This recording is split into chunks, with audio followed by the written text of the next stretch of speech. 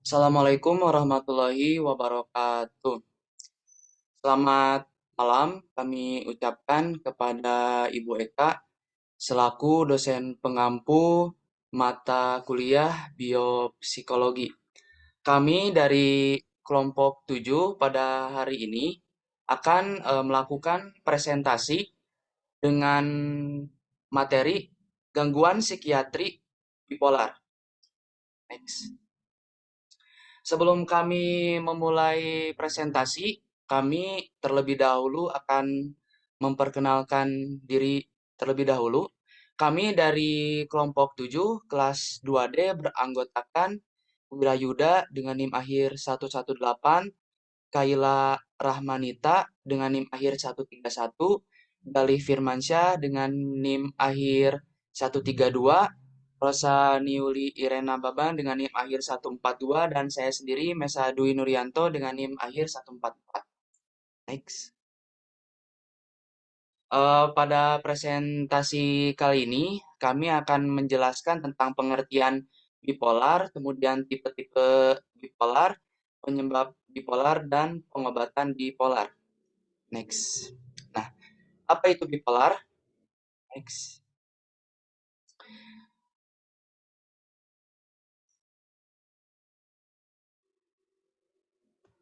Bipolar disorder adalah gangguan kesehatan jiwa yang umumnya mempengaruhi mood atau suasana hati atau afeksi, energi dan konsentrasi secara tidak wajar.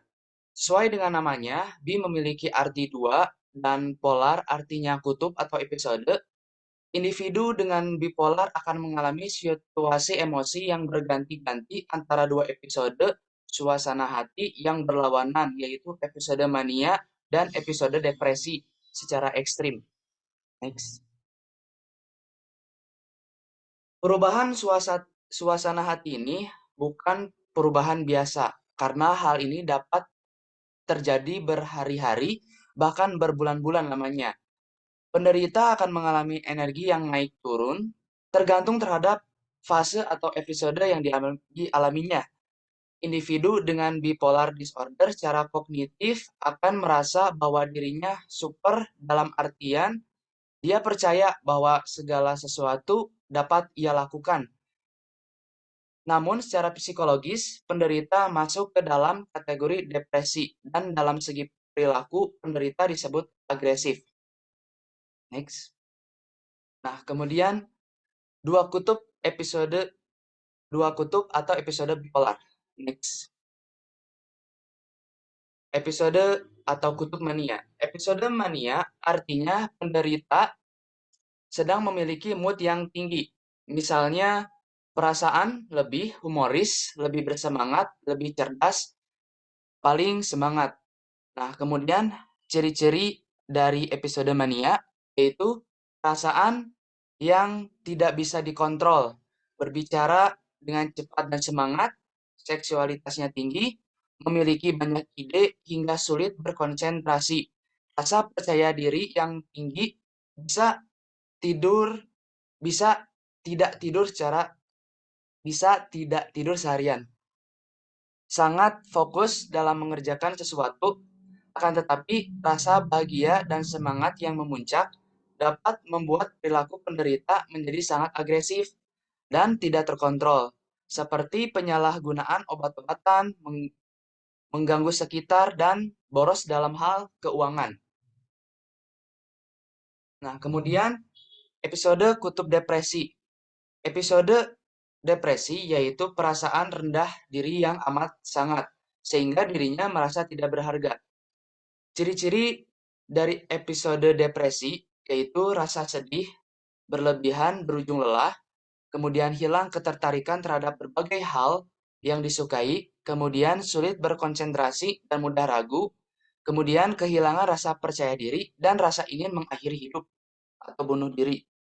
Pada episode depresi, pasien bipolar merasakan gangguan tidur atau tidur berlebihan. Selain itu, mereka terus merenung. Fatalnya, mereka bisa melakukan penyalahgunaan obat-obatan dan menyakiti diri sendiri atau self-harm.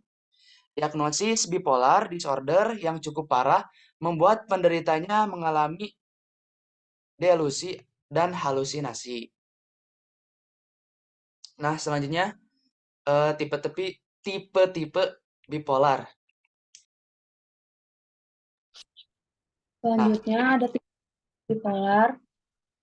ya, Bipolar disorder memiliki berbagai tipe berdasarkan tingkat keparahan yang dirasakan penderita, seperti bipolar 1 dan bipolar 2. Namun, terdapat tipe gabungan lain seperti siklotima.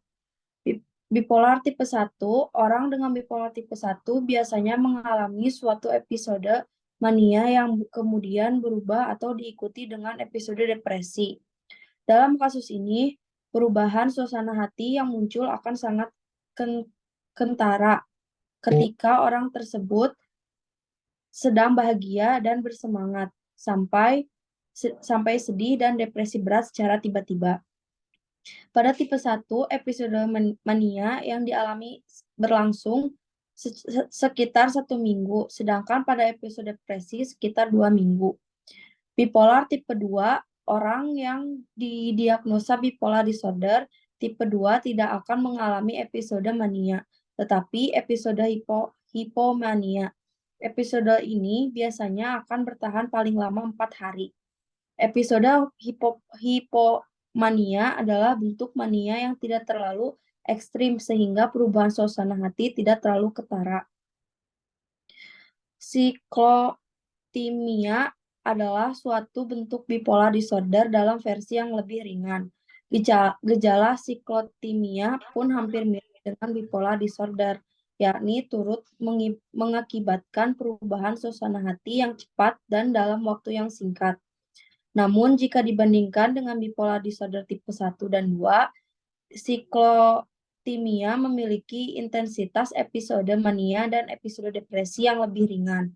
Namun, siklus ini dapat berlangsung secara 2 tahun. Selanjutnya ada penyebab bipolar disorder. Faktor penyebab bipolar umumnya bipolar disorder secara sains disebabkan oleh ketidakseimbangan zat kimia pada otak, seperti neurotransmitter yang membantu membawa pesan ke jaring-jaring otak. Kemudian, gangguan jiwa ini membuat otak sulit untuk mengontrol kadar hormon, seperti noradrenalin, dopamin, dan serotonin. Faktor penyebab bipolar akan tetapi terdapat beberapa penyebab bipolar disorder seperti berikut. 1. Genetik yang diturunkan oleh salah satu anggota keluarga yang mengalami bipolar. 2. Trauma masa kecil yang sulit dilupakan, seperti kekerasan fisik, kekerasan seksual, kehilangan orang terkasih, dan tragedi lainnya. Kejadian yang menyebabkan stres sehari-hari seperti kesepian, patah hati, pemutusan kerja, tekanan dari orang dan lingkungan sekitar, bahkan pernikahan. Lingkungan sosial keluarga memicu gangguan bipolar, alkohol, dan obat-obatan.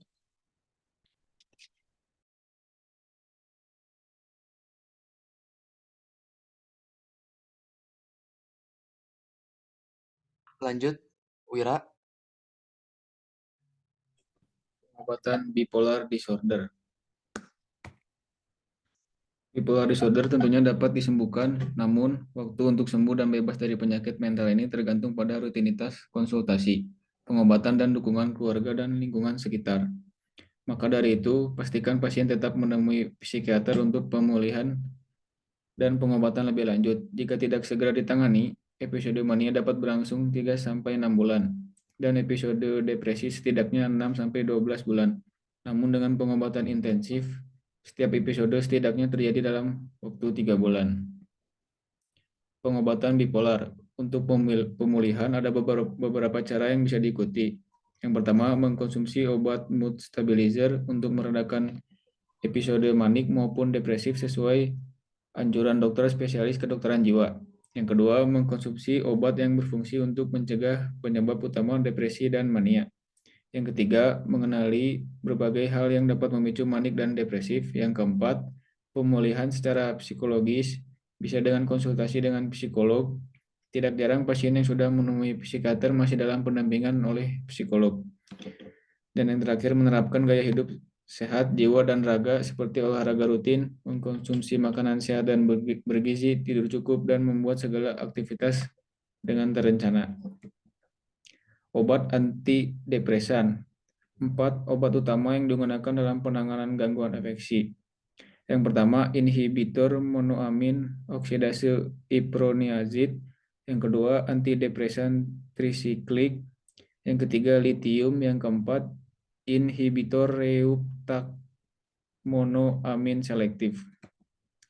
Data penyintas bipolar disorder. Bipolar disorder merupakan gangguan jiwa berat yang prevalensinya cukup tinggi, yaitu 1% sampai 2% dan merupakan penyebab disabilitas ke-6 di dunia.